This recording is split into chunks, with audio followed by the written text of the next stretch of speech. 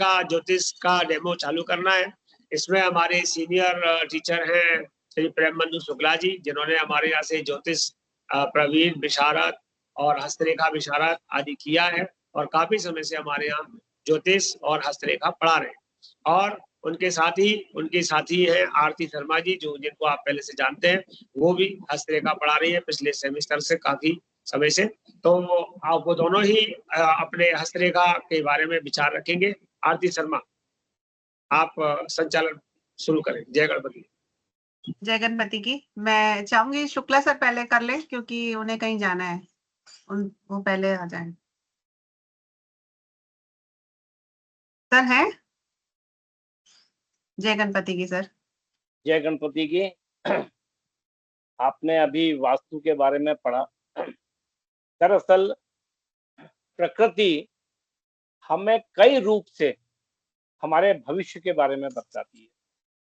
जैसे कोई बीमार पड़ता है तो होम्योपैथिक डॉक्टर अपने तरीके से देखता है, आयुर्वेदिक अलग तरीके से, एलोपैथिक अलग तरीके से, लेकिन तीनों का एक ही कारण वो रहता है, उद्देश्य की बीमारी को सही करना।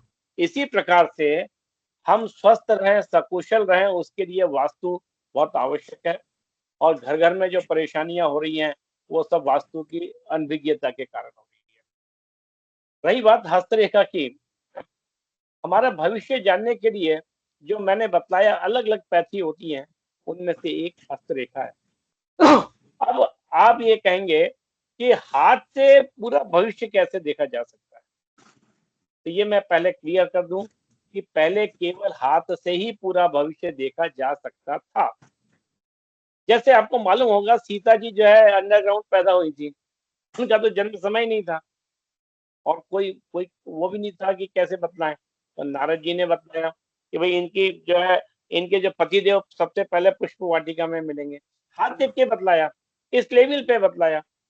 पार्वती की शादी होनी थी तो उनका हाथ देख के जो है नारद जी ने यही बतलाया, जटाजूटधारी होंगे, है ना। तो अब जटाजूटधारी तो सब डर गए, तो उन्होंने कहा क्या करें, बोले जटाजूटधारी में सर्वश्रेष्ठ कौन है, शंकर जी, शंकर जी की आराधना करो। तो ये ऐसे कई, एक नहीं ऐसे कई उदाहरण है। महाभारत में जब राष्ट्रीय यज्ञ हो रहा था तो समों को काम बांटे गए, तो आपको शायद आश्चर्य होगा कि पैसों का जो लेन देन है वो किसको दिया था, वो दुर्योधन को दिया गया था, क्योंकि कृष्ण जी के अनुसार उनके हाथ में पैसे की व्यवस्था बहुत अच्छा करने का योग था। दरअसल पहले हाथ से हम पूरा भविष्य देख सकते थे, लेकिन जब से नालंदा और तक्षशिला में हमारा पूरा ज्ञान जल गया, तब से हम हस्तरेखा में उस लायक नहीं रहे कि पूरी तरह से भविष्य बतला सके। लेकिन यहाँ से वैन सॉन्ग और मैक्स मूलर, इन लोगों ने जो पढ़ा और यूरोप में जो अपना ज्ञान ले गए, यूरोपियन लोगों ने फिर उसको आगे बढ़ाया, क्लासिफाइड किया, बहुत अच्छा काम किया। तो हम जो अब हस्तरेखा पढ़ रहे हैं तो उस लेवल पे तो नहीं पढ़ रहे हैं कि आपकी हाथ देख के पूरी कुंडली जैसा बना दे, लेकिन बहुत कुछ जान सकते हैं। और एक बात और भी है, आपने अगर किसी से ये कह दी कि हम एस्ट्रोलॉजी सीख रहे हैं, तो आदमी आपकी कुंडली नहीं देगा, सबसे पहले अपना हाथ आगे बढ़ाएगा, तो जब हमारा हाथ भी देखो, वो मान के ही चलता है कि आपको हाथ देखना आता ही होगा। एक बात और भी है, यदि आप केवल कुंडली जानते हैं, वैदिक जानते हैं, देखिए वैदिक समूह की जननी है, ये बात निश्चित है, लेकिन कई बार कुंडली गलत हो जाती है, अपने को कुंडली का टाइम नहीं मालूम होता, दो एक ट्विंस पैदा हुए, तब हमारी कुंडली क्या कर देगी, तब हमारे पास और कोई चारा ही नहीं है ना, तब हम हस्तरेखा के ऊपर ही उतरते हैं। फिर हमारे पास हस्तरेखा के अलावा और कोई मार्ग नहीं रह जाता, तब हम हस्तरेखा देखते हैं। और सवाल ये कि हस्तरेखा का जो हमारे कोर्स है उसमें उसका इतिहास है, फिर बहुत सारे क्वेश्चन है कि बाएं हाथ देखें, दाएं हाथ देखें, कब देखें और कैसे प्रिंट उतारें, ऐसी बहुत सारी चीजें आएंगी। लेकिन मैं आपको एक जनरल बतला देता हूँ कि जो हम पढ़ेंगे, हस्तरेखा चालू होगा हाथ के बनावट से।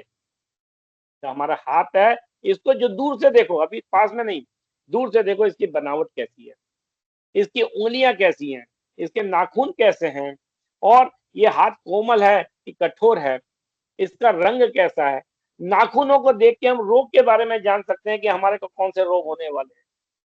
मतलब इतनी इतनी बातें हैं। मैं आपको एक छोटी सी चीज बताता हूँ, देखिए मतलब मैं फिर आपसे कह दूं कि जननी वैदिक एस्ट्रोलॉजी है, लेकिन हस्तरेखा इतना बड़ा सपोर्टर है इसका, इतना बड़ा, जैसे कि कोई कपल आया कि उनकी संतान नहीं हो रही।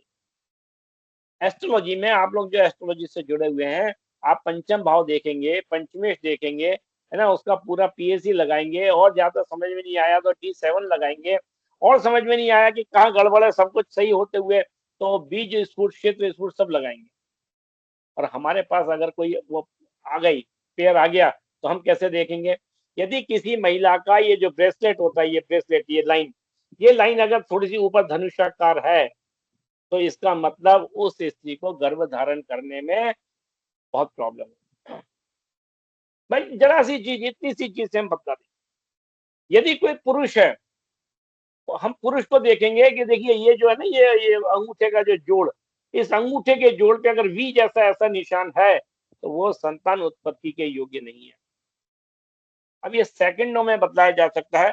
इसीलिए मैं कहता हूं कि जो यदि आप एस्ट्रोलॉजी के साथ हस्तरेखा भी सीखते हैं, तो बहुत ही आपको सोने में सुहागा होगा। ऐसे बहुत सारी चीजें, एक छोटी सी उंगली, आप केवल दूर से, मतलब मैं अब कोर्स तो खैर बतलाऊंगा आपको, आरती जी बतला देंगे, हम केवल उंगली देख के ये बतला देंगे कि आपका नेचर कैसा है। उंगली छोड़ो, मतलब हमें आपकी ना जन्म कुंडली देखनी ना कुछ देखनी, हम तो केवल आपकी उंगलियां देखेंगे, वो भी दूर से देखेंगे, और दूर से देखते ही बता देंगे कि आपका नेचर कैसा है। कारण क्या है, जो हमारी जो उंगलियां है ना, उंगलियां, ये मत सोचिए कि उंगलियों का कोई शास्त्रीय आधार, हम शास्त्रीय आधार, वैज्ञानिक आधार भी है। उसका कारण यह है कि हम आपको बताएंगे कि हमारा जो ब्रेन होता है, आपने देखा होगा अखरोट की गरी जो होती है ना, अखरोट की गरी फोड़ते हैं, उसके दो हिस्से होते हैं, ऐसे ही दो हिस्से, और दो हिस्सों में भी दो दो हिस्से होते हैं, बीच में गैप होता है।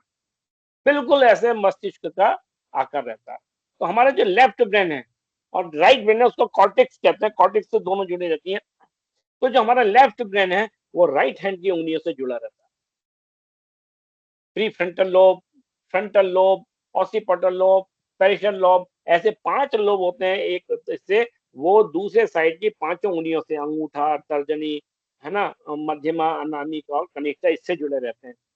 तो जो हमारे मस्तिष्क में खुरापात है, वो सारी चीजें हमारी उंगलियां बतलाती है। हमारी उंगलियों में जो दिखा रहा है, वो हमारे मस्तिष्क में रहता है। मतलब हम आपके बिना ब्रेन सर्जरी के आपके मस्तिष्क को पढ़ने में कामयाब होते हैं, केवल जरा सी उंगलियां देखने से, केवल जरा सी उंगलियां देखने से। इससे ज्यादा तो आप कहीं पर भी नहीं देख सकते। एस्ट्रोलॉजी में भी इतनी आसानी से आपको नहीं देखा जा सकता। देखिए, मैं आपको एक केवल बहुत कम समय का एक डेमो देता हूँ, बहुत कम समय का, आप खुद देखिए। मतलब जिसे कहते हैं ना कि एक कौन सा विज्ञापन आता है कि घड़ी घड़ी का, कि पहले इस्तेमाल करो फिर विश्वास करो। तो आप ये देखिए, मैं अभी आपको बताता हूँ, आप खुद अपनी उंगलियां देखिए और तय कीजिए। देखिए ये जो उंगलियां हैं, इनके बीच में गैप, ये जो गैप इनके, ये गैप प्रायर नहीं होता, और जिसके गैप नहीं होता उसको बहुत अच्छा माना जाता है। लेकिन अगर गैप हो तो ये देखिए, ये ठीक है। अब इसमें देखिए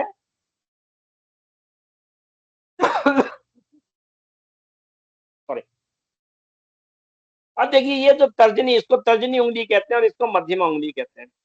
इन दोनों के बीच में गैप देखिए, ये इसी प्रकार से ये जो मध्यमा है और ये अनामिका है, इसके बीच में गैप देखिए, और इसके दोनों के बीच में गैप देखिए। आप केवल एक गैप देखना। अब मैं बताता हूँ इस गैप का होता क्या है। देखिए ज्यादातर इन दो उंगलियों के बीच में गैप बहुत कम होता है, ज्यादातर बहुत कम होता है। लेकिन अगर गैप हुआ तो कैसे देखेंगे? जैसे रोशनी आ रही है तो आप ऐसे देख लीजिए, आपको एक छेद दिख जाएगा, ठीक है। यदि किसी के गैप है, तो ऐसा आदमी अपनी जिम्मेदारियों से दूर भागता है। तत्काल देखिए और सही बतलाइए कि आपको सही है कि नहीं। यदि दोनों उंगलियों की, इन दोनों की उंगली की आपका बड़ी आवाज उंगली, बंद हो गया है। आवाज नहीं आ रही? आवाज नहीं आ रही? आ रही सर, आ रही। सर, अब आ रही, अब आ रही। अच्छा अच्छा अच्छा अच्छा। तो दो उंगलियों के बीच में ये जो बड़ी उंगलियां है और इसके अनामिका, दोनों के बीच में अगर गैप कम है, यदि ज्यादा है, तो वो अपनी अपनी जिम्मेदारियों से भागता है। ठीक है, ये तर्जनी है और ये मध्यमा है। आप देखिए तर्जनी और मध्यमा के बीच में अगर गैप है, लाइट दिख रही है ऐसे, यदि ये लाइट दिख रही है मतलब है, छेद है, तो ऐसा आदमी जो हमने कह दी वही सही, अपने तर्क को ही श्रेष्ठ मानता है। अब ये कितनी छोटी सी चीज है, तो अपने तर्क को श्रेष्ठ मानेगा और वो अपने तरीके से ही जीवन जिएगा। इसी प्रकार से ये जो अनामिका है, अनामिका और कनिष्ठा, इन दोनों के बीच में अगर अंतर है, कई लोगों के अंतर रहता है, बहुत ज्यादा रहता है, अगर अंतर है तो किसी भी बंधन को नहीं मानेगा और हर कार्य अपने तरीके से ही करेगा। कितनी छोटी सी चीज थी। अच्छा, और बदलाते हैं, मतलब मैं ज्यादा नहीं बताऊंगा, थोड़ा सा एक डेमो दे रहा हूँ। ये उंगलियां देखिए, हम कई लोग ऐसे पूरी खुल जाती हैं, लेकिन कई लोगों के नहीं खुलती, बस जराती है खुल, ये ना, ये ऐसे ऐसे जैसे अपन खोल रहे हैं ऐसे खुल जाती है। लेकिन अगर किसी की नहीं खुल रही, अगर किसी की उंगलियां कम खुल रही है, तो वो आदमी कंजूस होगा। और अगर ये उंगलियां भी कम खुल रही हैं और अंगूठा भी दूर नहीं जा पा रहा है, जैसे दूर जा रहा है ऐसा नहीं जा पा रहा, बस इतना ही जैसे ऐसे ही रह रहा है यूं, अगर अंगूठा भी कम खुल रहा है, वो आदमी तो लोगों से इसलिए नहीं मिलेगा कि कहीं ऐसा नहीं हो मेरे से कुछ मांग ले, इतना कंजूस होगा। उंगलियां एक दूसरे की ओर झुकती हैं, देखिए ये सीधी दिख रही हैं, लेकिन कई उंगलियां ऐसी रहती हैं जो एक दूसरे की ओर झुकती हैं। ये तर्जनी उंगली देखिए, तर्जनी उंगली अगर अंगूठे की ओर झुक रही हो, ये जो ना अंगूठा ऐसे, ये इधर से ऐसा, अगर ये तर्जनी उंगली अंगूठे की ओर झुक रही है, तो ऐसा जातक दुनियादारी से दूर भागेगा। और ये कहाँ का लबद्दर आया, वो ये काम मुझे करना पड़ेगा, ये दूर भागेगा। और वहीं अगर ये उंगली मध्यमा की ओर झुक रही है इधर, तो ऐसा आदमी पैसा जोड़ने की तरफ सोचता रहेगा कि पैसा जोड़ना। बिल्कुल मैडम नीता गुप्ता जी, आपकी उंगली दिख रही है, पैसा जोड़ने में आप माहिर हैं।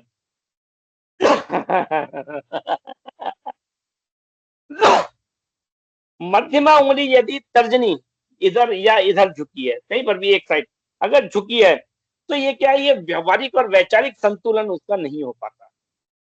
ये बीच की उंगली कोऑर्डिनेटर उंगली कहलाती है, इसको कहीं नहीं झुकना चाहिए। इसकी तरफ दूसरी उंगली झुक जाए बात अलग है, इसको नहीं झुकनी चाहिए, है ना।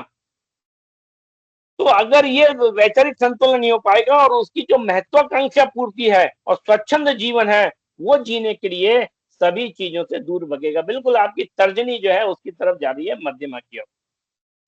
यदि मध्यमा और अनामिका ये दोनों एक दूसरे की ओर झुके, तो ऐसा आदमी हमेशा सतर्क, बिल्कुल अलर्ट, कहाँ क्या हो रहा है अलर्ट बना रहेगा।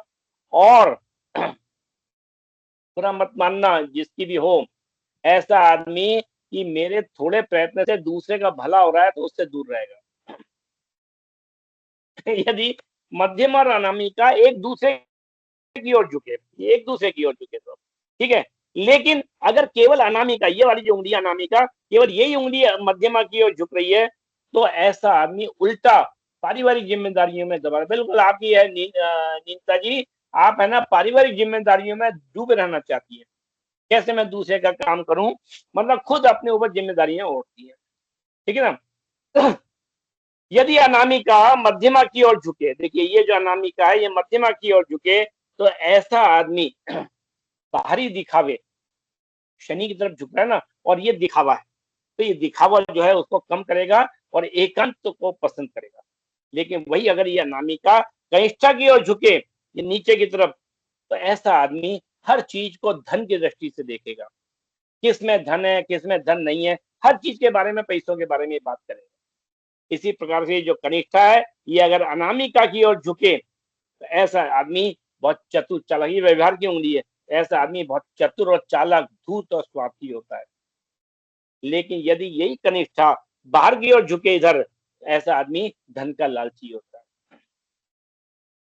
सभी उंगलियां मध्यमा की ओर झुके, मतलब ये भी इधर झुके, ये दोनों अगर झुके, तो ऐसा आदमी बहुत सीक्रेट होता है, मतलब ये जासूसी का काम करे तो बहुत अच्छा करेगा, ऐसा आदमी बहुत शंकालु होगा और जो भी करेगा बहुत सोच समझ के करेगा, किसी दूसरे का विश्वास एकदम से नहीं करेगा, भावनाओं में नहीं आएगा। सभी उंगलियां अगर ये तर्जनी की ओर झुके, ये इधर ये मतलब अंगूठी की मानने वाली है, सभी उंगलियां ऐसे अंगूठी की ओर झुके तो देखिए ये उंगली लंबी दिखने लग जाएगी और ये उंगली महत्वाकांक्षा की है, गुरु की है और शुक्र भी उसका बढ़ जाए। ऐसा जातक गुरु प्रधान कहलाता है, ऐसे लोग बुद्धिमान होते हैं। मतलब ये करें तो ये चारों उंगलियां इधर झुके, ऐसे लोग बुद्धिमान होते हैं और समय के अनुरूप व्यवहार करते हैं। ऐसे में अगर हाथ उनका कोमल भी है तो जीवन में बहुत सफल रहेंगे और बहुत धनी रहेंगे और उनकी संतान भी उन्नति करेगी। लेकिन हाथ अगर कठोर है तो धौंस जमा के पैसा इकट्ठा करेगी। सभी उंगलियां अगर हथेली की ओर झुकती है, देखिए ये जो है ना, ये थोड़ी सी, ये सभी उंगलियां हथेली की ओर झुकती हैं तो ऐसा आदमी, क्योंकि ये पैसा ला देगा नहीं, ला ला ला ला ये ना ला, तो ऐसा जातक धन का लालची नहीं, आपके पीछे जा रही है नेताजी, जातक लालची धन लोलुप पर स्वार्थी होता है।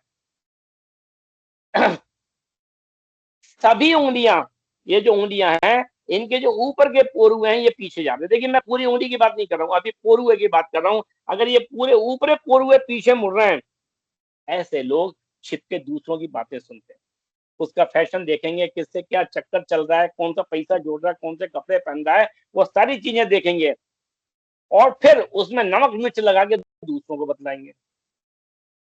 एक्चुअली अपनी जबान पे कंट्रोल नहीं होता, लेकिन अच्छा ये है कि बुरा किसी का नहीं चाहते, बस एक मजे लेने के लिए ये काम करेंगे, लेकिन बुरा किसी को भी नहीं करेंगे। ये कब है? जब केवल ऊपरी पोरुए पीछे हो। लेकिन अगर पूरी उंगलियां पीछे मुड़ रही हैं, अगर पूरी उंगलियां पीछे मुड़ रही हैं, हाँ, ये आधार से ऐसा आदमी बहुत उदार होता है, लचीली उंगली कहते हैं, सहनशील, बुद्धिमान और परिस्थिति के अनुसार ढल जाने वाला होता है। दयालु तो होते ही हैं, लेकिन दूसरों के प्रभाव में बहुत जल्दी आ जाता है ना नीलम जी? ये क्या ऐसा ही है? आप दिखा रहे थे उंगली, है ना? हाँ, बिल्कुल ऐसे ही पीछे मुड़ रही हैं। आप देखिए ये गांठें होती हैं, एक गांठ, ये दो गांठ, ठीक है ना, हर उंगली में। अगर जिनकी उंगली की ऊपरी गांठ उभरी है, ऊपरी गांठ ये वाली है ना, ऊपरी गांठ उभरी है, तो इनका काम और इनका चिंतन, मतलब व्यवहार और विचार, तो इनका काम करने का तरीका, सोचने का तरीका बहुत ही व्यवस्थित होगा, तार्किक होगा, लेकिन इनका जो खुद घर है उनका वो बिखरा हुआ होगा। मतलब बड़ी, बाहर से तो बातें बहुत अच्छी होंगी लेकिन घर बिखरा हुआ होगा। लेकिन अगर निचली गांठें हैं, जैसे मेरी है, आपको दिख भी रही होंगी शायद, तो आप लोगों की अगर निचली गांठें उभरी हुई हैं तो ये जीवन में बहुत अनुशासित रहेंगे, व्यवस्थित रहेंगे, ऑफिस भी देखने में सही दिखेगा, लेकिन अलमारी खोलेंगे तो बिखरी हुई होगी, कागज उनके बिखरे हुए होंगे, सब इकट्ठे होंगे तो आपको बाहर नहीं दिखेंगे, लेकिन जो है वो बिखरे हुए होंगे। ठीक है, तो ऐसा बहुत सारी चीजें हैं। अगर उंगलियों की लंबाई है, हम आपको पढ़ाएंगे, अंगूठा भी है, ऐसे बहुत सारी चीजें छोटी बहुत हैं। ये तो आपको मैंने एक डेमो दिया था, इस प्रकार से हम आपको उंगलियां पढ़ाएंगे, अंगूठा पढ़ाएंगे, ये पर्वत पढ़ाएंगे। रेखाओं का नंबर तो बहुत बाद में आता है, आपका हाथ का नंबर कैसा है, नखून कैसे हैं, लंबे नखून है, छोटे नखून है, चौड़े नखून है, कौन सी बीमारी हो सकती है, कौन से भी इसके निशान लग रहे हैं, चंद्रमा है कि नहीं। आप दूर से हाथ देख के बतला देंगे इनको ब्लड प्रेशर की बीमारी है, दूर से हाथ देख के नखून देख के बतला देंगे इनको थायराइड हो सकता है। तो ऐसी बहुत सारी चीजें हैं जो बाकी चीजों में बहुत कठिन है, इनमें बहुत सरल है। तो चूंकि मेरी एक क्लास भी है 8:30 बजे, मैंने विशेष रूप से आरती जी से कहा था कि मैं ज्यादा देर नहीं रुक पाऊंगा। तो फिर आरती जी, मेरा काम हो गया, मैं जाऊँ। आपको यदि कोई प्रश्न हो तो प्रश्न पूछ सकते हैं आप मेरे से, इससे संबंधित कोई भी प्रश्न हो किसी का। सर इसका बोले, कोर्स कितने महीने का हाँ, होता है? इसका वो कोर्स 6 महीने के 2 होते हैं, जैसे वास्तु का होता है वो हस्तरेखा प्रवीण और हस्तरेखा विशारद, 6 महीने का है, शारद। एक सेमेस्टर जी। और जैसा कि बतलाया था, ये आपके दिसंबर में और जुलाई के जून के फर्स्ट सैटरडे संडे होते हैं। तो आपको जो, अगर आप बाकी कोर्स कर रहे हैं तो उनके साथ ये कर सकते हैं। देखिए ये जो ग्रुप है, हस्तरेखा, वास्तुशास्त्र, नक्षत्र, ये तीनों एक साथ पेपर हो सकते हैं, तो तीनों में से आप एक ही दे सकते हैं, 2 नहीं दे सकते। ठीक है जी, और कोई प्रश्न? सर जैसे किसी के हाथ में चोट लगी हो गहरी, पाम में, तो उसका जी क्या उससे बदलाव आएगा? देखिए, आपको दो चीजें बताता हूँ। हाथ में अगर चोट लगी है तो जो रेखाएं हैं वो डैमेज हो जाएगी। मेरे जैसे ये उस उंगली में चोट लगी है, जॉइंट में लगी है, टांका लगा था, तो ये तो डिफेक्ट हो गया, ठीक है। लेकिन एक बड़ी ऐसी शानदार चीज है कि उंगलियों पे जो चिन्ह होते हैं, इसको ग्लिफिक्स बोलते हैं। ये इसमें टेंट आर्च होता है, लूप होता है और चक्रवर्ल होता है। ये अगर उंगली स्किन आपकी जल भी जाए तो दूसरी स्किन आएगी तो उसमें वैसा का वैसा चिन्ह आएगा। जल जाने पे, हाथ का डिफेक्ट हो जाने पे हमें माउंट किया रेखाएं नहीं दिख पाएंगी, तो ये तो थोड़ी सी प्रॉब्लम आएगी। अब आपका और जो जैसे बर्थ है ना, अब ये बहुत, जैसे आपने ये पूछा कि आपका बर्थ टाइम नहीं है, कुंडली बन जाएगी क्या, ये वो वाली चीज हुई ना। तो ये तो चीज चाहिए अपने को। जैसे चोट लगी और सर शुक्र पर्वत, ऐसे ये पर्वत भी ना हो? देखिए, ऐसा कैसे हो सकता है पर्वत ना हो, मतलब अगर वो चोट लगी है। हाँ, पर्वत में वो डिक्रीज हो जाए वो पर्वत, मतलब उल्टे हाथ का पर्वत हो नहीं मगर सीधे हाथ का ना हो। नहीं नहीं, ये डिक्रीज नहीं होता। देखिए, ये हो सकता है कि आपके बाएं हाथ का छोटा हो पर्वत, दबा हुआ हो हाँ, और तो सीधे हाथ का उठा हुआ हो, ये संभव है। तो इसका कारण बताएंगे कि इसमें क्या अंतर है। इसको एक्टिव हैंड और इनएक्टिव हैंड कहेंगे, बाएं और दाएं के जा, ये आपको बताया जाएगा कि दोनों हाथों में असमानता है, तो वो बताएंगे। उसका जी एक जी। काफी महत्व है, ये कर्म के ऊपर है। एक्चुअली क्या है, हमारा जो हाथ है ना, ये भाग्य, और भाग्य कैसे बनता है, कर्म से। आप पढ़ भी रहे जी होंगे या पढ़ेंगे, तो कर्म जो है कैसे होता है, 90% कर्म होता है हमारे हाथों से। तो हमारा ये कहना है कि आप पहले कर्म करेंगे, कर्म से भाग्य बनेगा, फिर आप कुंडली से बांचेंगे। अरे हम सीधे ही आपके हाथ से कर्म भाग्य बांच रहे हैं, बीच की हमने एक प्रोसेस ही हटा दी, हम सीधे आपका भाग्य जो है उंगली से बांच रहे हैं। हर चीज देखिए, आप प्रातः स्मरणीय श्लोक होते हैं, उसमें सबसे पहला श्लोक कौन सा होता है मालूम है, कोई बता सकता है? वो होता है, उठते से ही जो कराग्रे बस्ते कराग्रे वस्ते लक्ष्मी। बस्ते लक्ष्मी। बस अब आप सोचिए, प्रभाते तो कर्तनम। सारे इसमें ही है, गोविंदा भी है, लक्ष्मी जी भी, सब है। तो आप बताइए कितनी महत्ता दी गई है हाथ को। देखिए, हमारा बहुत सारा ज्ञान चूंकि खत्म हो गया है, इसलिए हम उस लेवल पे नहीं पहुंच पा रहे हैं। कोशिश चल रही है, लेकिन बहुत कुछ जाना जा सकता है। और आपको एक बात बताऊं, यदि आप एस्ट्रोलॉजी के साथ ज्योतिष सीखिए, हस्तरेखा सीखेंगे, आपको बहुत लाभ मिलेगा। आप कल्पनातीत, बोलना नहीं चाहिए इस बात को, मैं बोलूंगा नहीं, ऐसे कई उदाहरण आएंगे जब आप पढ़ेंगे तो आपको पता पड़ेगा कि हाँ, ये कुंडली से तो हम नहीं कर सकते, ये बदला नहीं। जैसे आपके मंगली है, कोई लड़का या लड़की मंगली है, अब वो उसको शादी करें, मंगली से करें नहीं करें, अरे तो हम हाथ का मंगल देख रहे हैं, ये मंगल मतलब खराब है या अच्छा है? यदि अच्छा है मंगल तो अच्छा है ना, मंगल तो ऊर्जा का प्रतीक है।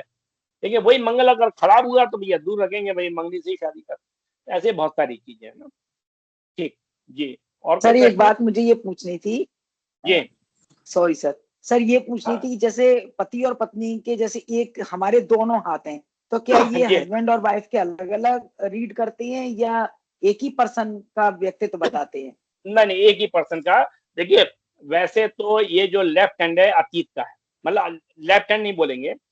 जो एक्टिव हैंड है जिससे हम काम करते हैं, वो एक्टिव हैंड है जो वर्तमान का और भविष्य का है। और जो दूसरा हाथ है उसको इनएक्टिव हैंड कहेंगे, वो हमारे भविष्य भूतकाल का है। उसमें क्या होता है कि हम ये पता कर जाएंगे कि आपके वर्तमान में और पास्ट में अंतर है क्या, आप कर्म अच्छे कर रहे हैं या बुरे कर रहे हैं, आपको हाथ देख के पता पड़ जाएगा कि आपका भाग्य में क्या था और अब भाग्य में क्या है। तो आपके कर्म के कारण बिगड़े या कर्म के कारण अच्छे हुए, ये उससे पता पड़ जाएगा जी। और कोई प्रश्न? सर एक लास्ट प्रश्न था, तिल का भी महत्व होता है इसमें सर, हाथ में तिल हो? बिल्कुल, देखिए अब आपको बताऊं, सामुदायिक शास्त्र में तिल का बहुत महत्व है। एक्चुअली क्या होता है, हमारा जो हस्तरेखा शास्त्र जो हम पढ़ रहे हैं, वो हमारे भारतीय जो शास्त्र है उसमें सामुदायिक शास्त्र में आता था। और सामुदायिक शास्त्र में 8 विद्याएं होती, अंग विद्या, स्फुरन वगैरह, ऐसे छिपकली, बहुत सारी चीजें होती हैं उसमें। मतलब शरीर के ऊपर होने वाले तिल, शरीर के अंगों का लक्षण, ये बहुत महत्वपूर्ण था। लेकिन ये भारतीय सामुदायिक शास्त्र में था, हम केवल हस्तरेखा शास्त्र पढ़ रहे हैं। वेस्टर्न हस्तरेखा शास्त्र जो कि हम पढ़ रहे हैं, उसमें तिल का कोई महत्व नहीं है। हालांकि कुछ जगह बताया तिल है तो खराब है, जबकि हम तिल को बहुत अच्छा मानते हैं। कहते हैं कि अरे हाथ तिल में है तो हाथ में पैसा जमा रहेगा, लेकिन जो हम वेस्टर्न थ्योरी पढ़ रहे हैं उसके अनुसार तिल अच्छा नहीं है, जिस पर्वत के ऊपर तिल है वो पर्वत जो है डिफेक्टिव हो गया। खराब हो जाता है। ठीक है। सर जैसे और बर्थ मार्क वगैरह भी आते हैं बच्चों के पैदा होने के बाद, या पैरों पे निशान आ रहे हैं या कहीं नील पड़ा हुआ है, इनका भी कोई साइंटिफिक महत्व होता है क्या? देखिए सामुद्रिक शास्त्र में तो है, देखिए हम सामुद्रिक शास्त्र नहीं पढ़ रहे, सामुद्रिक शास्त्र में शरीर के अंगों के लक्षण और उसके ऊपर चिन्हों के लक्षण ये पढ़ते हैं, तो वो हम इसमें करते हैं।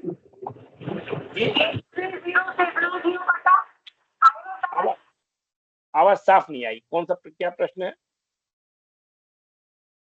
चारू जी क्वेश्चन पूछिए, कुछ प्रॉब्लम सर, होगा। अच्छा ठीक। सर तो एक क्वेश्चन ये था जी अगर पांचों उंगलियों में आपने वर्ल का पैटर्न बताया, अगर किसी के पांचों उंगलियां राइट हैंड में जो वर्ल पैटर्न हो तो उसका जी मतलब क्या होता है? देखिए 5 उंगलियां नहीं है 10 उंगलियां देखनी पड़ेगी। ठीक है। वर्ल एक्चुअली ये डर्मेटोग्राफिक्स का है, ये पॉमिस्ट्री का नहीं है, आपको क्लियर कट बता दूं। हमारे है शंख चक्र सीप, ये इस नाम से है, और कितने शंख है कितने चक्र हैं, लेकिन चक्र जो है जब हम बाद में अध्ययन हुआ जो मस्तिष्कों को पढ़ के, वर्ल जो है वो वायु तत्व का प्रतीक है। हम जब पुरुषार्थ चतुष्टय की अभी जैसे बात हुई थी वास्तु में, तो पुरुषार्थ चतुष्टय को दूर करें तो ये वायु तत्व का है, और वायु तत्व ज्ञान का प्रतीक है। ऐसा व्यक्ति ज्ञान मार्ग के द्वारा ही पुरुषार्थ चतुष्टय को अपना पूरा करता है। लेकिन ये जो वर्ल है, ये वर्ल वायु तत्व है। वर्ल कई प्रकार के होते हैं, 14 प्रकार के वर्ल होते हैं। जो चक्र है इसमें क्या होता है, एक तो सिंपल चक्र होता है, एक घेरे के ऊपर दूसरा, एक स्पाइरल होता है, एक स्पाइरल के बीच में डंडी होती है अग्नि तत्व का, तो वो अग्नि तत्व और प्लस वायु तत्व दोनों मिल जाते हैं। तो ये 14 तत्व होते हैं, इसलिए आप अकेले इससे मत देखिए, ये जो भूल जाइए। पहले कहा जाता था कि अगर 10 चक्र हैं 10 उंगलियों में वो राजा होता था, लेकिन अब अलग अलग है, हर उंगली का अलग महत्व है और हर चक्र का अलग है। आप लोग जब कोर्स में लेंगे तो इससे संबंधित कुछ चीजें और बता दें। Thank you ji sir. जी, और कोई प्रश्न तो नहीं है? ठीक है, तो आरती जी अब आप कंटिन्यू कीजिए और इनको दूसरे बताइए, मैं जा रहा हूँ ना मेरी दूसरी क्लास। जी sir, thank you. Thank you sir. जय गणपति की सभी को। जैसे कि अभी हम हस्तरेखा पे बात कर रहे थे सर, तो आप लोगों का सबसे पहले एक प्रश्न हो रहा था कि अगर बर्थ में है या आपके पहले से कोई निशान है, क्योंकि इस बारे में थोड़ा सा मैं बात प्रकाश ही डालूंगी छोटा सा, कि जब हमारा जो एक मन है, जब हम अंतिम समय में चलते हैं और हम मृत्यु को प्राप्त हो जाते हैं, मृत्यु को प्राप्त होते समय मन के अंदर इच्छाएं रह जाती हैं, अनेक अनेक इच्छाएं जो हमारे मन में रह जाती हैं, उन इच्छाओं के द्वारा ही हमें दूसरा जीवन मिलता है। उन इच्छाओं के द्वारा जो हमारा आत्मा है उसमें संचित हो जाते हैं हमारी इच्छाएं, जो हम कामनाएं रखते हैं, और उसी के अनुसार हमें अगला जीवन मिलता है। ये मैं पुनर्जन्म पे इसलिए थोड़ी सी बात कर रही हूँ क्योंकि पुनर्जन्म से ही हमारी कई चीजें रिलेटेड होती हैं, ज्योतिष हो, हस्तरेखा हो, या हमारा कोई भी मेथड हो जो हमें आगे भविष्य में ज्ञात कर सके। तो जो हमारे अंदर आत्मा के अंदर जो कामनाएं रह जाती हैं उसके अनुरूप हमें अगला जीवन मिलता है। और जब हमें अगला जीवन आता है तो आप बच्चे के गर्भ की बात कर रही हूँ मैं, बच्चे के गर्भ में जब 3 या 4 माह का बच्चा होता है, उसकी हथेलियों में हमारी ये 3 प्रमुख रेखाएं, जिसे हम मातृ रेखा यानी कि मस्तिष्क रेखा, हृदय रेखा और जीवन रेखा कहते हैं, आयु रेखा भी बोलते हैं जीवन रेखा को। ये 3 रेखाएं तीसरे चौथे महीने में गर्भ के अंदर बन जाती हैं। क्यों? क्योंकि ये उनके मन की कामनाएं होती हैं, इच्छाएं होती हैं। वो गर्भ में बच्चा सोचता है क्योंकि वो आया है पिछले जीवन से अपनी कामनाएं लेके, उसके अनुरूप कई लोगों के आप देखेंगे मस्तिष्क रेखा और हृदय रेखा एक हो जाती है। ये हमारी जो 2 रेखाएं हैं वो एक हो जाती है। ऐसे भी विचित्र हाथ होते हैं। क्यों? क्योंकि उनका मन और जो हृदय है, मस्तिष्क है, वो एक सोचता है। कई प्रकार के हमारे ऐसे हाथ सामने आते हैं जो अलग होते हैं। अगर अलग अलग हाथ हैं तो मतलब उनके अलग अलग कामनाएं थी, अलग विचार थे। सबके हाथ एक से नहीं होते। कुंडलियां में भी जब हम बोलते हैं कि किसी की कुंडली में एक सी लग्न मिल सकती है, लेकिन अगर हम बात करें हाथ की, तो हाथ किसी के एक से नहीं मिल सकते। हमारे पूरे शरीर में कर्म करने का सबसे प्रमुख अंग अगर है तो वो हाथ है, क्योंकि हम हाथों से ही कर्म करते हैं। अब अपन जब सुबह उठते हैं, ज्यादातर लोग बोलते हैं करागे वस्ते लक्ष्मी कर मध्य सरस्वती कर मूले तु गोविंदम करते प्रभाते दर्शन। ये सब हम बोलते हैं, लेकिन इसका रीजन नहीं पता कईयों को कि क्यों बोलते हैं। अगर आप में से कोई को पता हो तो बताइए।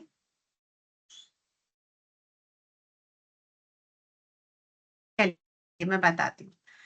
ये हमारे जो हम सुबह उठ के बोलते हैं, ये हमारे 3 तीर्थों को घर बैठे करा देता है।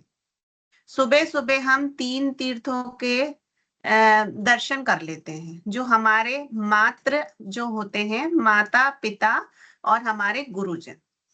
ये 3 रेखाएं जो प्रमुख हमारी बताई गई हैं, इनमें से मातृ रेखा, पितृ रेखा और आयु रेखा को हमारे गुरु रेखा भी बोलते हैं, आयु रेखा भी बोलते हैं, जीवन रेखा भी बोलते हैं। और जीवन हमारे यहाँ, जैसा कि हम ज्योतिष में गुरु को भी बोलते हैं, बृहस्पति को भी बोलते हैं। तो ये जो हमारे 3, उसके बाद अगर हम बात करें तो गंगा, यमुना और सरस्वती, ये जो 3 नदियां हैं, इनका त्रिवेणी संगम भी हम इन 3 रेखाओं से देखते हैं। इसीलिए हर सुबह सुबह बोलते हैं कि सबसे पहले हथेली के दर्शन कीजिए और इस श्लोक को बोलिए।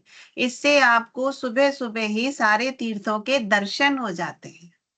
इसकी प्रमुखता ये है। दूसरा प्रमुखता ये है कि हम बोलते हैं करागे वस्ते लक्ष्मी, क्योंकि एक लक्ष्मी नीड्स ऑफ मनी, सबकी आवश्यकता है कि धन मिले।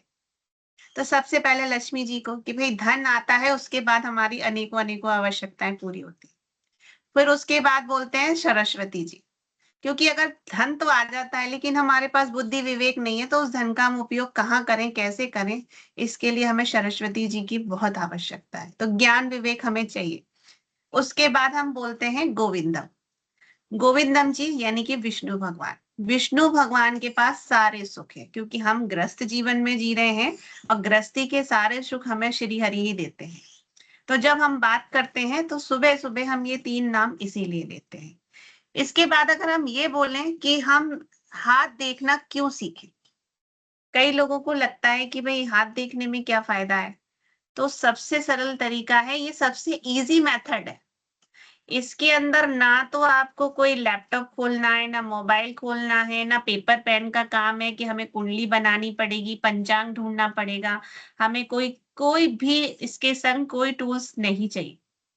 हमें सिर्फ अपने हाथ किसी का देखना है, उसका हाथ देखना है, थोड़ा सा अच्छा प्रकाश देखना है। और आंखें में रोशनी आंखों की अगर हमारे थोड़ी सी वीक है, तो उसके लिए हम थोड़ा सा ध्यान रखें कि प्रकाश अच्छा हो। अच्छी रोशनी के लिए इसीलिए पहले ये भी कहते थे कि दिन में हाथ देखे जाते हैं, रात्रि में हाथ नहीं देखे जाते। कई लोग इस नियम को भी बोलते थे। उसका भी रीजन इसी प्रकार था, क्योंकि रात्रि में अंधेरा होता था और हम लोग अंधेरे में कुछ गलत देखें और किसी को गलत प्रेडिक्शन दें, इसलिए दिन में देखे। लेकिन आज हम देश काल पात्र में इन चीजों को परिवर्तित कर देते हैं। कई चीजों में हम ये भी बात करते हैं कि हस्तरेखा में हमें ना तो कोई दशा निकालनी है, ना अष्टक वर्ग निकालना है, ना षड्वल निकालना है, ना कोई गोचर देखना है, हमें सिर्फ हथेली देखनी है। अब हथेली में भी हमें प्रमुखता ये होता है कि हाथों में सबसे इंपॉर्टेंट, अगर हमने रेखाओं पे तो बाद में ही ध्यान जाता है, हाथ की बनावट से ही हम बता देते हैं कि जातक कैसा होगा। कलाकार है, मेहनती है, उसके किस तरह के उसका स्वभाव है। हम हथेली से इतना सब कुछ देख सकते हैं कि जातक के कार्य करने की गति कैसी है। उसकी हथेली से हम ये बता सकते हैं कि वो किस प्रकार के कार्य करता है। एक होता है कि खाने को क्रिएटिव सजा के सलाद सब्जी सब करता है, एक व्यक्ति थाली में सब कुछ रखा और खा लेता है। क्यों? क्योंकि वो कलाकार नहीं है। जो कलाकार होता है वो अपनी पहले कलाकारी दिखाता है। तो हाथों से ही पता चल जाता है। जो खाना बनाती होंगी महिलाएं, उनके हाथ बता देंगे कि ये कलाकारी से रच के बनाती है। अपन कहते हैं रच के, बहुत अच्छे से तरीके से। और एक व्यक्ति होती है कि हमारा डेली वर्क है, भैया खाना बनाया करना है, चाहे उसमें स्वाद है कि नहीं, उसका रूप है कि नहीं, क्योंकि रूप रंग गंध इससे ही हमारी भूख बढ़ती है। इसी प्रकार से हम हथेलियों को देखने के बहुत सारे टूल्स हैं। इसमें सबसे प्रमुख बात यह है कि हम सबसे पहले पर्वत, उंगली, नाखून और अंत में आती हैं रेखाएं। रेखाओं को हम बिल्कुल आखिरी ही समझे, क्योंकि पर्वत अगर हमारे दृढ़ हैं, पर्वत हमारे बहुत अच्छे हैं, तो हमें अधिकतर चीजों का, भौतिक सुखों का, व्यवहारिक सुखों का, हर चीज का सुख मिल जाता है, क्योंकि पर्वत अच्छे हैं। पर्वत हमारे भाव, जैसे हम लग्न कुंडली की बात करते हैं, हमारे भाव अच्छे हैं, भाव में अच्छे ग्रह बैठे हैं, तो हर चीज को प्रमुखता मिल जाती है। तो पर्वत अगर बाई चांस ऐसा है कि हमारे सारे पर्वतों में से सिर्फ एक ही पर्वत अच्छा है, तो जो वो एक पर्वत अच्छा है वो भी अच्छे फल नहीं देता, क्योंकि जो हमारे अविकसित पर्वत हैं, जो पर्वत हमें अच्छे नहीं है, विकास नहीं हुआ, जो पूरे बने नहीं हैं या अपने स्तर से बहुत नीचे हैं, धसे हुए हैं, तो वो और भी जो एक पर्वत है जो अच्छा है, उसके भी फलों में कमी कर देता है, क्योंकि 4 विरोधी हैं, तो एक आपका कितना भी सहयोग करेगा उतना सहयोग नहीं हो पाएगा। वो हाथों में हमारे दिखता है कि इनको मेहनत करके ही धन अर्जित होगा, मेहनत करके ही इन्हें किसी कार्य में उन्नति मिलेगी, वो इस प्रकार से दिख जाता है। बाकी रेखाओं की प्रमुखता तो रहती ही है। रेखाओं में हम सबसे पहले अगर बोलें कि हमारी जीवन रेखा पे हम बहुत सारी बात कर सकते हैं, क्योंकि ये जीवन रेखा ही हमारी लग्न है। जब हम कुंडली बनाते हैं, तो जो हमारी जीवन रेखा है उसे हमें अपनी लग्न समझना चाहिए, जन्म पत्री की तरह।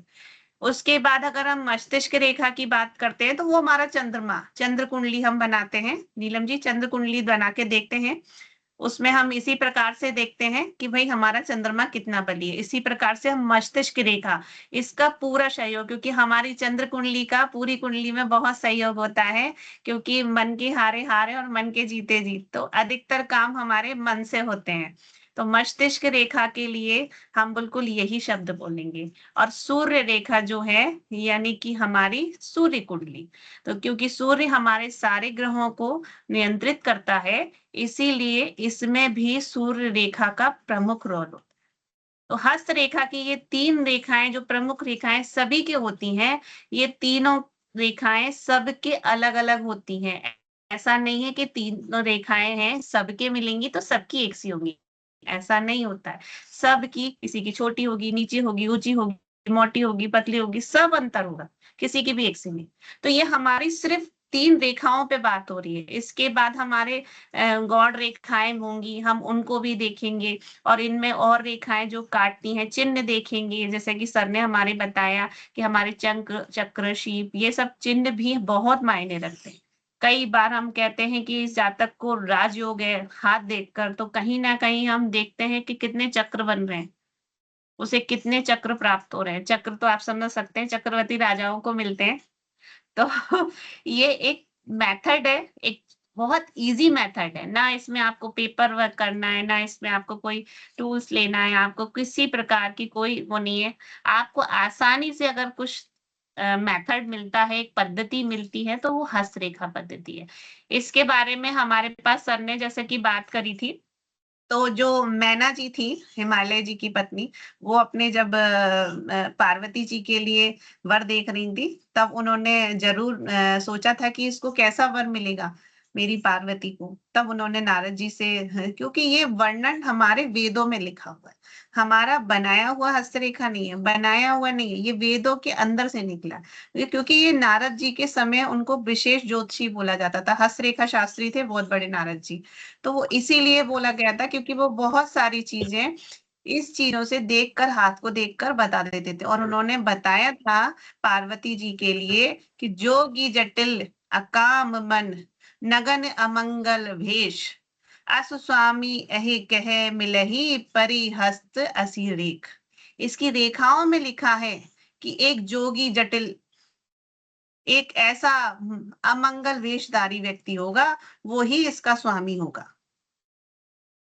तो नारद जी ने इस प्रकार से वर्णन किया था, उसी प्रकार से हम भी किसी की कुंडली देखकर करते हैं, उसी प्रकार से हम हस्तरेखा देख के भी कर सकते हैं कि इसके भाग्य में किस तरह का प्राणी हो सकता है, किससे मित्रता करें, वैवाहिक जीवन कैसा हो सकता है। हमारी हृदय रेखा कई चीजों को बता देती है, सरकारी विभाग में कितना हमारा सपोर्ट है, कितना नहीं है, हमारा सूर्य कितना प्रबल है, क्योंकि पर्वत से हमें कई चीजों का पता चल जाता है और रेखाएं उसके अंदर बल दे देती है, और इन बल और इन पर्वत के सहयोग से हाथों में हम अधिकतर भविष्य की चीजें पता कर लेते हैं। इसके द्वारा हम कई चीजों की बारे में पता कर सकते हैं। इस पर हम विशेष बातें आगे कर सकते हैं, क्योंकि अभी तो डेमो क्लास है, पूरी डिटेल में पढ़ेंगे तो बहुत सारी चीजें यहाँ आ जाएंगी। और आगे मैं सर को बुलाना चाहूंगी। सर हैं क्या? शायद सर नहीं है। हैं। जय गणपति के सर। जय गणपति की। तो आज आपने हस्तरेखा का भी डेमो देखा है, जिसमें कि हम हस्तरेखा पढ़ाने जा रहे हैं। तो सबसे पहले हम जो हस्तरेखा जब पढ़ेंगे तो उसमें हस्तरेखा के सातों पर्वत, सातों रेखाएं, कोरे, मतलब हथेली, हथेली की पहचान, हथेली कैसी है, बहुत सारे सिम्टम्स होते हैं, बेसिक्स होते हैं, पहले उनको सीखते हैं प्रवीण में। और जब हम हस्तरेखा विशारद में जाते हैं तो हम मेडिकल एस्ट्रोलॉजी के, मेडिकल केमिस्ट्री इसमें सीखते हैं। बीमारियों के बारे में भी इससे ही जाना जा सकता है हाथ देख करके। तो बहुत सारी ऐसी चीजें हैं जो हस्तरेखा के अंदर छुपी हुई हैं। और कहते हैं कि सब खेल है बस तकदीरों का, हाथों की चंद लकीरों का। आपने सुना ही होगा गाना। तो हाथों में जो हमारी लकीरें हैं वो बहुत कुछ बताती हैं, बहुत कुछ देती हैं। और जैसा कि अभी आरती ने बताया, कई बार ऐसा होता है कि हमारे पास कुंडली नहीं है या पंचांग नहीं है और सही टाइम नहीं है, तो हस्तरेखा हमारा बहुत सहयोग करती है। एस्ट्रोलॉजी के लिए टूल में भी काम करती है। जब एस्ट्रोलॉजी अगर आपको आती है तो सब में आपको कंफर्म करना है कि क्या जो हमारे इसमें शुक्र की दशा चल रही है या शनि की चल रही है, तो क्या हाथों में भी इस प्रकार की सिम्टम्स आ रहे हैं, कुछ प्रकार के कोई पर्वत वगैरह हमारे डाउन या अप हो रहे हैं, तो उनसे भी हमें बहुत सारा पता चल जाता है। तो आप सभी का वेलकम है हस्तरेखा में। हस्तरेखा की क्लास मंगलवार को शाम को 7 बजे से हुई, और इसका भी एग्जाम दिसंबर फर्स्ट सैटरडे संडे को होगा, और जून फर्स्ट सैटरडे संडे को होता है। तो हस्तरेखा प्रवीण, हस्तरेखा विशारद, तो जिन लोगों ने प्रवीण कर लिया है वो विशारद में आएंगे, और जो अभी प्रारंभिक हैं वो प्रवीण, हस्तरेखा प्रवीण में आएंगे। आज हमारे वास्तु और हस्तरेखा दोनों का डेमो हुआ है। इस वीक में आप अपना एडमिशन के संबंध में कोई भी कमी रह गई है तो उसे कंफर्म करके आरती शर्मा से अपनी पूरी वो कर लें, कागज डॉक्यूमेंट जो भी जमा कर रहे हैं, फीस वगैरह। आरती जी का नंबर आपके लिंक के साथ हमेशा दिया जा रहा है, 922 962 36 66। एडमिशन के लिए बारे में वही देखेंगी। और आप लोग चूंकि अगली क्लास जब भी होगी तो आपको लिंक अलग से नहीं आएगी, जिस आपने एडमिशन लिया तो आपके ग्रुप में आएगी, तो आप अपने ग्रुप में जुड़ जाए। इसके लिए आप आरती से मिल लें। जिन लोगों ने अभी तक अपना परिचय नहीं दिया है, जो नए लोग हैं, कुछ मुझे दिख रहे हैं, तो वो अपने बारे में आरती जी को बता दें। आरती आप देख लो कौन कौन नए लोग हैं, उनसे परिचय कर लो।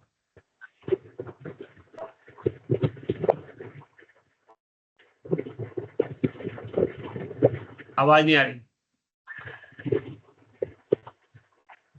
चारू जी आप नए हैं? चारू जी से मैं नहीं मिली हूँ अभी तक।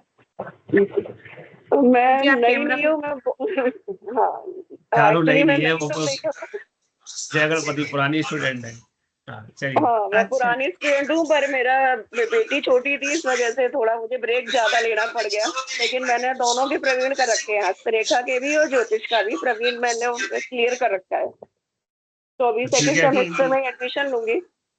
आप वास्तु आचार कर लीजिए। मुझे केवल एक थोड़ा सा डाउट है कि अभी क्योंकि सेकंड सेमेस्टर में प्रैक्टिकल ज्यादा होगा, हाथ की रेखाएं वगैरह वो ऑनलाइन इतना समझ में आएंगी कि नहीं आएंगी? आती है, आती है। ये आरती जी आपको चित्रों के माध्यम से पढ़ाती है, बहुत अच्छे से समझ में आती है। पीपीटी बना के लेकिन अभी आप वास्तु कंप्लीट कर लीजिए, उसके बाद क्योंकि एक ही चीज हो पाएगी एक बार में।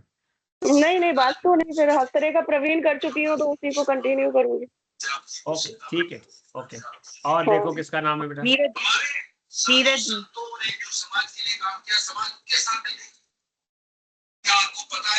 जय गणपति जी। जय गणपति।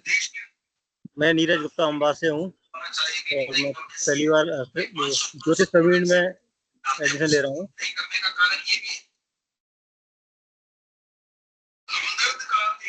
मुझे अभी इसके बारे में ज्यादा जानकारी नहीं है, तो मैं अब आपके माध्यम से सीखूंगा। बहुत बढ़िया। और देखो श्वेता जी हैं, उनका तुम्हारा परिचय हुआ है? नहीं हुआ। हाँ, श्वेता, प्रियंका और मुझे भी आराधना दिख रही है, कोई बात नहीं। राधे राधे आरती जी, मैं आपसे बात कर चुकी हूँ पहले। अच्छा, आप अपना वीडियो दिखाएंगी? जी जी। आप कहाँ से हैं? जबलपुर से? नहीं, मैं उड़ीसा से हूँ। है जी? जी जी, मैं उड़ीसा से हूँ। ओंकारेश्वर? हेलो, मैं उड़ीसा से हूँ।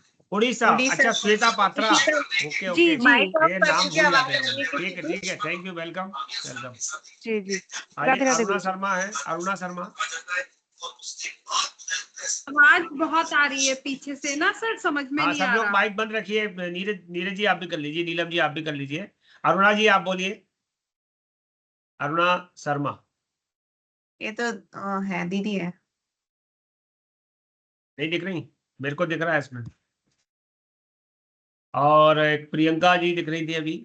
प्रियंका, हाँ, पूरा नाम प्रियंका नहीं। जी आई। प्रियंका जी और अरुणा जी, जरा अपना परिचय देना, जिससे फिर आगे क्लास पूरी हो गई है तो हम आपके साथ सर में घोंटू करेंगे सभी के साथ, और अगली क्लास में मिलेंगे। देखिए, परिचय देने में कोई बुराई नहीं है, और आप बार बार, कई लोग ऐसे हैं जो जुड़ते हैं लेकिन अपना परिचय नहीं देते हैं, तो अच्छा प्रियंका नहीं जी लगता। आ गई। प्रियंका जी, सर मैं आ वेलकम। चुकी हूँ। प्रणाम सर, मैं आ चुकी हूँ पहले डेमो में। अच्छा, आप कहाँ से हैं? मैं झांसी से हूँ सर। झांसी से हैं। प्रियंका पूरा नाम क्या लिखते हैं? मैं प्रियंका गुप्ता। Okay, welcome. आपको अच्छा लगे तो बिल्कुल आप आरती से संपर्क करिए। थैंक यू, आपने अपना जी। परिचय दिया। धन्यवाद। अरुणा जी, आप भी अपना परिचय दे दीजिए। मैं चलिए, जानती तो हूँ। मेरे ख्याल से उनका नहीं जुड़ पा रहे होंगे। आप सर्वे हाँ। वन तो कर दीजिए, और कुछ आपको बताना है तो बता दीजिए। जय गणपति। जैसा कि सर बता ही चुके हैं कि हमारा हस्तरेखा प्रवीण जो है वो 6 महीने का है, और हस्तरेखा विशारद भी 6 महीने का है। इसे आप ज्योतिष के साथ, इसे आप ज्योतिष